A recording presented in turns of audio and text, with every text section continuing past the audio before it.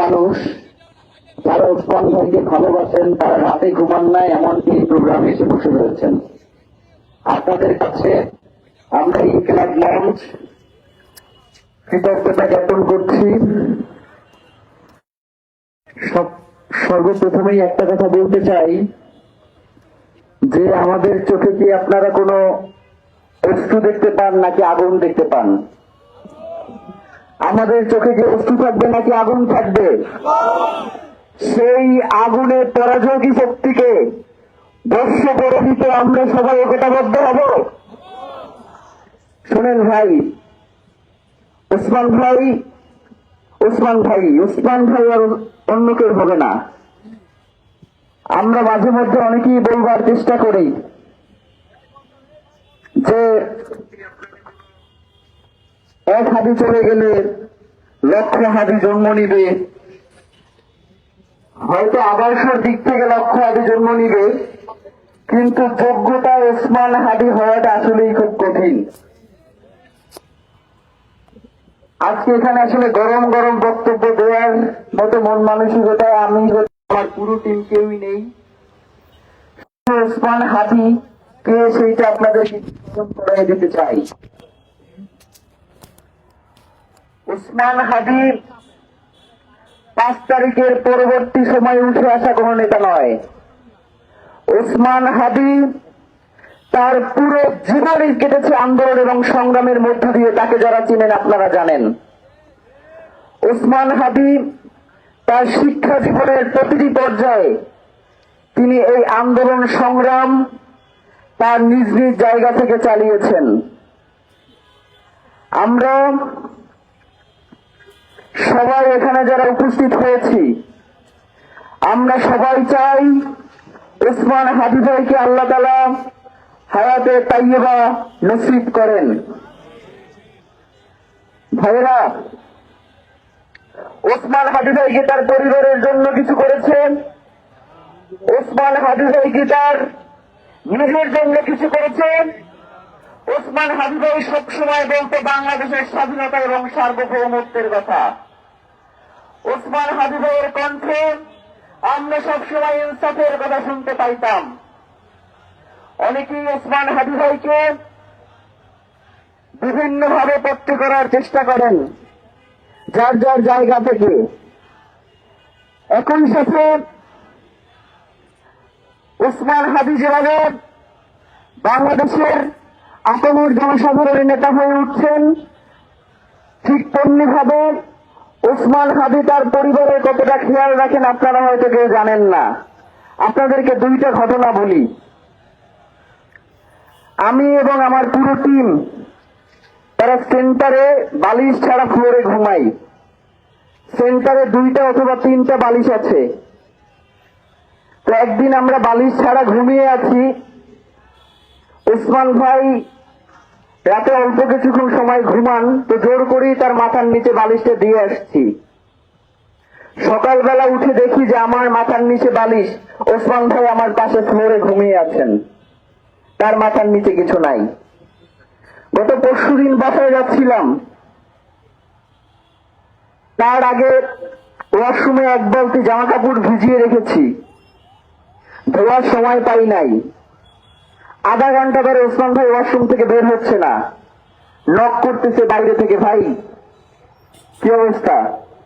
আমার সেই সমস্ত জামা কাপড় সেই ওসমান হাদি ধুয়ে পরে দেখি যে শিশু করতে নিয়ে যাচ্ছে। সুতরাং ওসমান হাদির সাথে আমাদের যেই সম্পর্ক তৈরি হয়েছে সেইটা কোনো রক্তের সম্পর্ক নয়। অনেক সময় রক্তের সম্পর্কে ছাড়িয়ে অনেক সম্পর্ক তৈরি হয়ে যায়। ওসমান হাদি ভাই সবসময় একটা কথাই বলেছেন যে আমি যেই মানুষকে সবসময় ধারণ করি তিনি হচ্ছেন আমার দেশ পত্রিকার মজলুম সম্পাদক মাহমুদুর রহমান। এবং মাহমুদুর রহমানও সব জায়গায় গিয়ে বলেন যে আমার একটা ছোট ভাই আছে, তার নাম ওসমান হাদি। গত 2 দিন আগেও সেন্টারে আমরা কথা বলছিলাম, বলছিল যে ফুয়াদ ভাইয়ের উপরে যে ন্যাক্কারজনক ঘটনা তারা ঘটিয়েছে, আমি আমার পুরো টিম নিয়ে যাব যদি ওর বাপের সাহস থাকে আমার সামনে এসে যেন দাঁড়ায়। ওসমান ভাই বলতেছিল যে হাসনাতরে নিয়ে আমার খুব দুশ্চিন্তা হয়, আল্লাহ না করুক ওরে কখন কি করে ফেলে। হাসনাতরা যদি মরে যায়, হাসনাতদের যদি কিছু হয়ে যায়, তাহলে আমি ওসমান হাদি একার জন্য এই লড়াই, এই সংগ্রাম চালিয়ে যাওয়া খুব কঠিন হবে। ওসমান হাদি বাংলাদেশকামী সকল জনতাকে ধারণ করত। সুতরাং বাংলাদেশের সকল জনগণের কাছে আমাদের একটা আবেদন থাকবে, আপনারা ব্যক্তিগতভাবে ওসমান হাদিকে নিয়ে যে ভিন্ন রাজনীতি রয়েছে সেটি করবেন না। ওসমান হাদিকে আপনারা বাংলাদেশের কণ্ঠস্বর মনে করুন। ওসমান হাদিকে আপনারা বাংলাদেশের স্বাধীনতা সার্বভৌমত্বের প্রতীক মনে করুন এবং মনে করুন যে বাংলাদেশের স্বাধীনতা সার্বভৌমত্ব রক্ষার জন্য ওসমান হাদিদের দরকার রয়েছে। সুতরাং সকল রাজনৈতিক ভেদাভেদ ভুলে আমরা কিভাবে ওসমান হাদি যে আদর্শ ধারণ করতে, সেই আদর্শ উজ্জীবিত হয়ে আমাদের লড়াই চালিয়ে যেতে পারি, সেই প্রচেষ্টা আমরা যেন করতে পারি। ভাইয়েরা, আজকে অনেকেই এখানে এসেছেন, সবাইকে আসলে বক্তব্য দেওয়ার মতো সুযোগ করে দেওয়া আমাদের পক্ষে সম্ভব না। আগামী কর্মসূচিতে হয়তো আপনাদের সবাইকে লাগবে। আমাদের এই রক্তের মধ্য দিয়ে আমাদের এই ইনসাফের লড়াই শুরু হলো মাত্র, আমাদেরকে দীর্ঘ পথ পাড়ি দিতে হবে। সুতরাং কাউকে ক্লান্ত হলে চলবে না। আমরা সবাই যাতে একতাবদ্ধভাবে এই লড়াই সামনের দিকে নিয়ে যেতে পারি, কাঁধে কাঁধ মিলিয়ে, আমরা সেজন্য বাংলাদেশের প্রশ্নে দল মতাদর্শ আলাদা থাকতেই পারে, কিন্তু বাংলাদেশের প্রশ্নে যাতে আমরা আপোষহীন হই, আমরা যাতে কোনোভাবেই দিল্লির দাপেদারি আমরা মেনে না নেই, আমরা যাতে কোনোভাবেই দিল্লির সেই রাঙা চোখকে আমরা ভয় না পাই, আমরা যাতে কোনোভাবেই আওয়ামী লীগকে বাংলাদেশের রাজনীতিতে শুধু ভোটের জন্য প্রশ্রয় না দেই। যেই আওয়ামী লীগ 4 বছরের রিয়া গোপের গুলি করে তার মাথা উপর করে ফেলেছে এবং সর্বশেষ ওসমান হাদি ভাইয়ের অবস্থা তো আপনারা জানেনই। আমাদের ইনকিলাব মঞ্চ টিম, আমরা মনে করি বাংলাদেশের আপামর জনসাধারণ আমাদের সাথে রয়েছেন, কারণ ইনকিলাব মঞ্চ টিম শুধুমাত্র 51 সদস্যের নয়। আমরা তো মনে করি ইনকিলাব মঞ্চের এই টিম 56,000 বর্গ মাইলের 20 কোটি মানুষের। সুতরাং এই ইনকিলাব মঞ্চকে আগলে রাখার দায়িত্ব আপনাদের, ইনকিলাব মঞ্চকে এগিয়ে নিয়ে যাওয়ার দায়িত্ব আপনাদের। একটা কথা বলি সর্বশেষ, আমরা সিদ্ধান্ত নিয়েছি আল্লাহ তাআলা ওসমান হাদিকে ইনশাআল্লাহ হায়াতে তাইয়্যিবা নসিব করবেন, এমনটাই আমরা প্রত্যাশা রাখি। সুতরাং ওসমান হাদি, আপনারা জানেন যে ঢাকা 8 আসন থেকে নির্বাচন করছেন। আমরা ওসমান হাদির হয়ে আপনাদের কাছে বিনীত অনুরোধ করতে চাই। ওসমান হাদি বলেছেন, আমার যদি মৃত্যু হয়ে যায়, ইনসাফের এই লড়াই আমাদেরকে থামানো যাবে না। সুতরাং এইখানে দাঁড়িয়ে ভোটের কথা বলবা আমার জন্য অত্যন্ত কষ্টকর। এরপরে দাঁড়িয়ে একটা কথা বলি, সেটা হচ্ছে ওসমান হাদির এই ঢাকা 8-এর দায়িত্ব আপনাদের। আল্লাহ যদি তাকে হায়াতে তাইয়্যিবা দান করে, ওসমান হাদিকে আপনাদের বাংলাদেশের কণ্ঠস্বর হিসেবে, বাংলাদেশের মজলুম জনতার প্রতিনিধি হিসেবে আপনাদেরকে তাকে যেই জায়গায় নিয়ে যাওয়া দরকার আপনারা সেই জায়গায় নিয়ে যাবেন ইনশাআল্লাহ। আমরা রাজনৈতিক দল যারা এখানে উপস্থিত হয়েছেন, প্রত্যেক দলের একজনের কাছ থেকে আমরা বক্তব্য শুনবো এবং বলি, ভাই, সকল রাজনৈতিক দলকে আমরা বক্তব্য দিতে পারবো না। আমরা 5 দলের রাজনৈতিক নেতৃবৃন্দকে, এখানে যাদের নাম এসেছে, আমরা তাদেরকে বক্তব্য দেওয়ার জন্য আহ্বান জানাবো।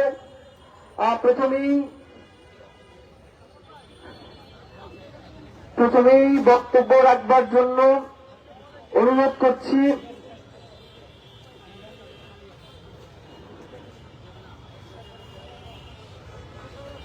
মিসবাহ সাঈদ ভাইকে। বক্তব্য রাখার জন্য অনুরোধ করছি মিসবাহ সাঈদ ভাইকে। মিলন নিউজের চেয়ারম্যান মিসবাহ সাঈদ ভাইকে বক্তব্য রাখার জন্য অনুরোধ করছি এবং খুবই সংক্ষিপ্তভাবে বক্তব্য রাখবেন।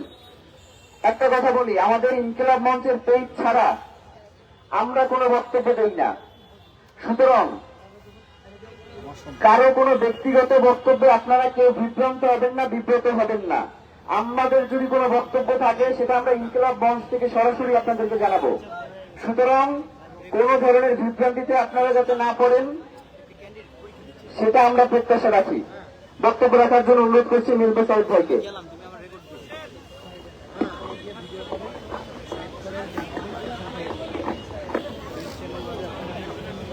বিসমিল্লাহির রহমানির রহিম।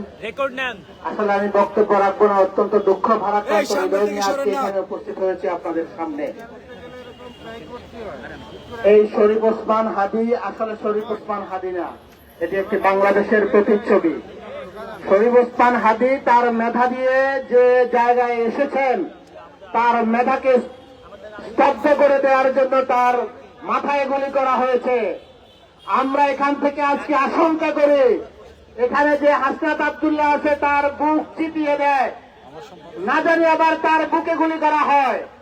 কয়দিন পরে দেখবো আমরা ব্যারিস্টার ফুয়াদ তার কণ্ঠ দিয়ে এই বাংলাদেশের মানুষকে জাগিয়ে তোলার চেষ্টা করতেছেন, না জানি তার কণ্ঠকে স্তব্ধ করে দেওয়ার জন্য তার কণ্ঠে গুলি করা হয়।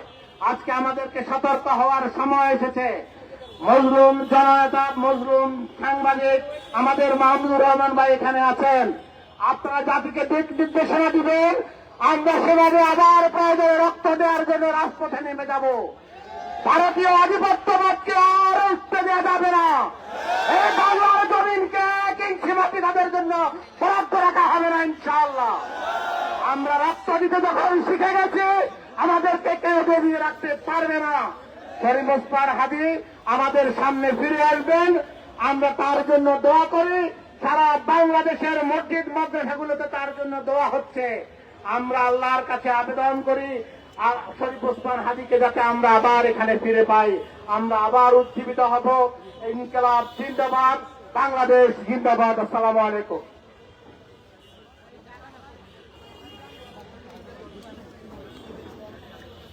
ভাইরা একটু আমরা কষ্ট করি, পিছন থেকে আমাদের যারা আজকের এখানে আলোচক আছেন তাদের সামনে আসতে একটু সমস্যা হয়, তো সামনের সারিটা যদি আমরা একটু